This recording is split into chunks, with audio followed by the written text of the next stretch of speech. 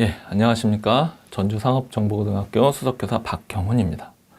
우리가 지난 차시에 펀드가 어떤 종류가 있는지 몇 가지 이제 분류 기준에 따라서 일반적인 펀드의 종류를 한번 살펴봤는데요. 이번 시간에는 조금 더 특수한 형태의 펀드들이 좀 있습니다. 몇 가지. 점점 이제 상품들이 종류가 많아지다 보니까 조금 특수한 형태의 펀드들이 어떤 것들이 있는지 한번 살펴보도록 하겠습니다.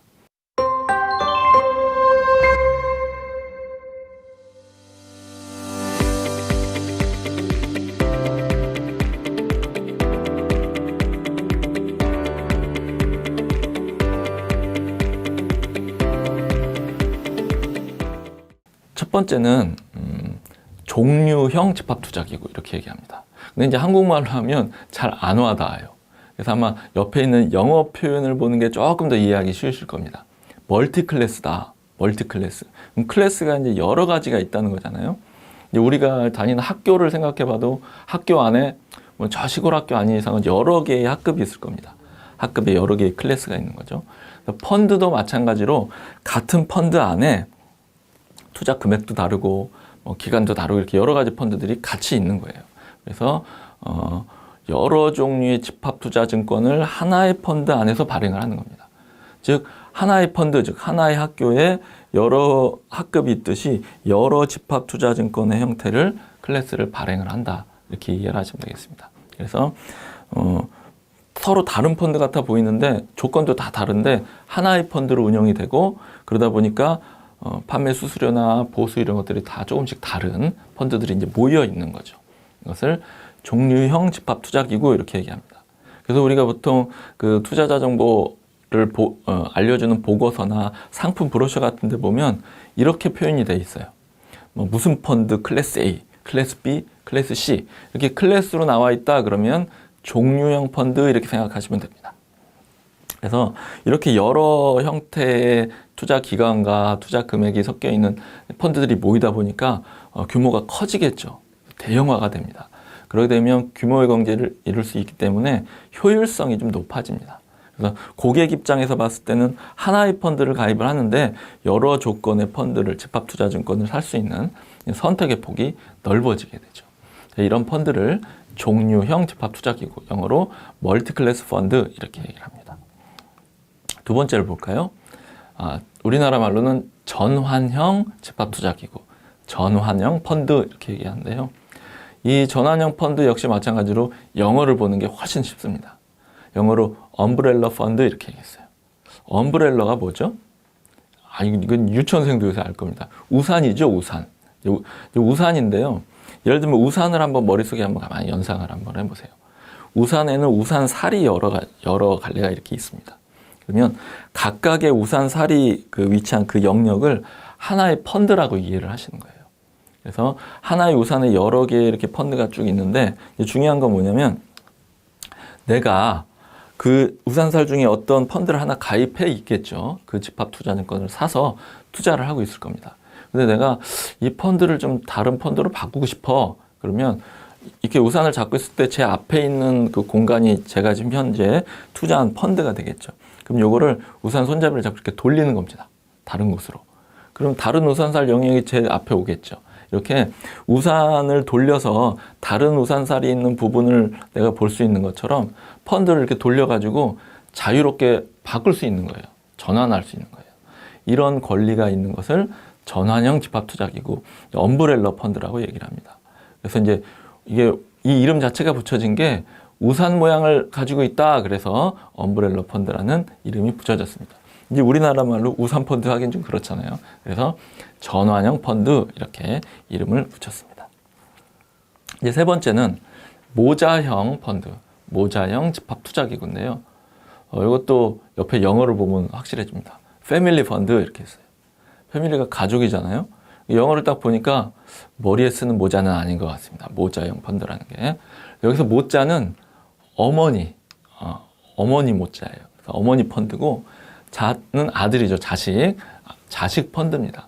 뭐냐면 어머니 펀드가 크게 펀드를 유지하면 그 자식 펀드들이 이 펀드에 가입을 하는 거예요. 그러니까 이제 우리 같은 투자자들이 가서 투자를 하면 자펀드에 투자를 하는 겁니다. 그럼 이 자펀드가 다시 여러 개의 자펀드들이 모여서 모펀드에 투자를 하게 되는 거죠.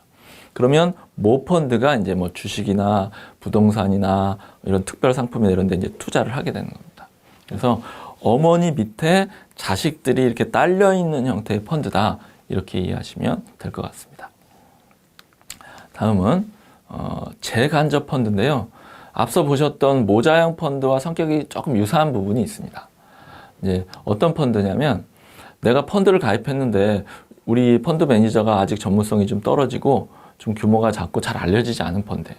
그러면 좀 규모도 크고 유명하고 전문가들이 많이 포진되어 있는 좀 유명한 안정적인 펀드에 다시 투자를 하는 겁니다. 즉 펀드에 다시 펀드가 투자를 하는 거죠.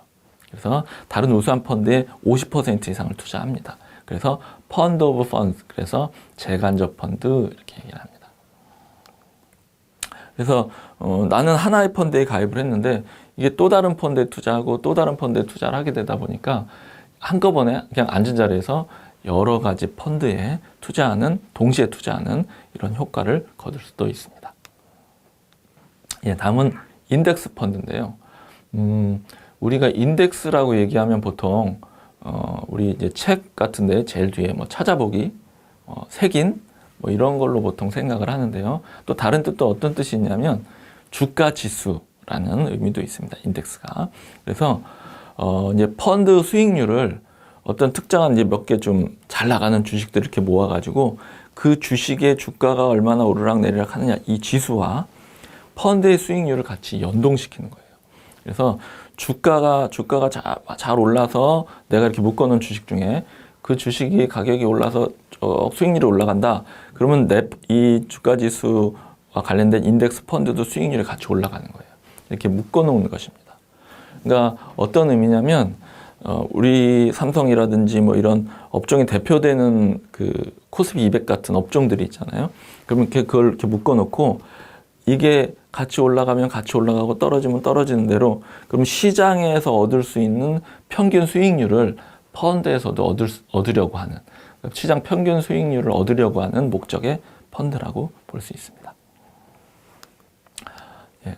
그래서 이 인덱스 펀드에 투자하는 것 자체로 내가 그 주식에 직접 투자하는 건 아니거든요. 근데 예를 들면 코스피 200이다 그러면 코스피 200에 들어가 있는 종목들에 내가 자연스럽게 분산해서 투자하는 효과랑 똑같은 효과를 얻을 수가 있습니다. 그래서 그걸 인덱스 펀드라고 하고요. 다음은 상장지수 펀드라는 게 있는데요. 계속 이 특수한 펀드들은 우리나라 말로 하기는 조금 어렵습니다. 영어가 오히려 좀 더 이해하기 편한데요. Exchange Traded Fund 이렇게 되어 있습니다. Exchange가 이제 뭐 교환하다 이런 의미죠. Trade는 거래하다 이런 의미입니다. 그럼 이 영어 표현만 딱 보면 교환하고 거래를 할 수 있는 펀드인가 보다 이런 느낌이 딱 오실 거예요. 맞습니다. 근데 어떤 펀드를 거래를 하느냐가 중요해요. 이 바로 앞에 우리가 봤던 펀드가 뭐죠? 인덱스 펀드였습니다. 인덱스 펀드. 그 인덱스 펀드 자체를 주식시장에 올리는 거예요. 즉 주식시장에 상장을 해버리는 겁니다. 그래서 이걸 마치 주식처럼 주식시장에서 사고 파는 거예요. 익스체인지하고 트레이드 하는 거죠. 그래서 앞에 봤던 인덱스 펀드 자체를 주식시장에 상장해서 자유롭게 거래할 수 있는 펀드, 이것을 상장지수 펀드라고 얘기를 합니다. 그래서 실시간으로 주식처럼 사고 팔 수가 있어요. 그래서 우리가 보통 뭐 상장지수 펀드 이렇게 주로 얘기는 안 하고요. 요새 이제 TV 광고라든지 뭐 신문이나 뉴스 같은 데서는 상장지수 펀드 이런 표현보다는 그냥 줄여서 영어로 ETF 이렇게 얘기를 많이 합니다. 그럼 ETF다 그러면 인덱스 펀드가 있었는데 주가 지수랑 연동해서 수익률이 변동하는 그 인덱스 펀드를 주식처럼 주식시장에 상장해서 거래하는구나 이렇게 이해하시면 훨씬 더 편안할 것 같습니다. 네, 이상으로 이제 특별한 형태의 집합 투자 기구의 종류를 한번 살펴봤고요. 다음 시간에는 이 펀드와 관련된 용어들이 좀 어려운 용어들이 여러 가지 있습니다. 그래서 다음 시간에는 집합투자기구 펀드와 관련된 용어들에 대해서 좀 한번 정리해보고 넘어가는 시간을 갖도록 하겠습니다. 예, 수고하셨습니다.